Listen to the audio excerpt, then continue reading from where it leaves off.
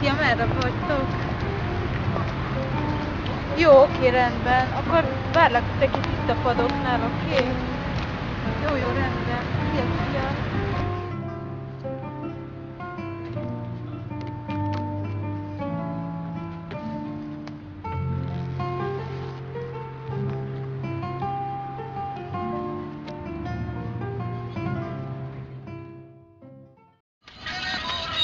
A Dickmár Bulát!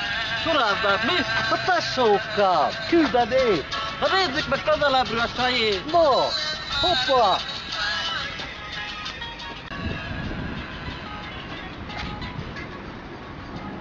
Csá, baby, van egy cigid?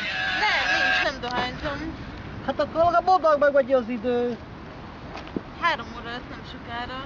Hú, és mennyi adnád nekem ezt a telefont? Nem eladó, hagyjatok. Hát és mit csinálsz itt? Csak nem minket vártál?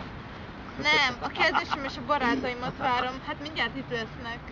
Kedveskedhetek én is egy kicsit neked az éjszaka? Hagyjatok. Hát mutatom, mi az a kedvesség. Hát csak nem az a baj, hogy cigány vagyok.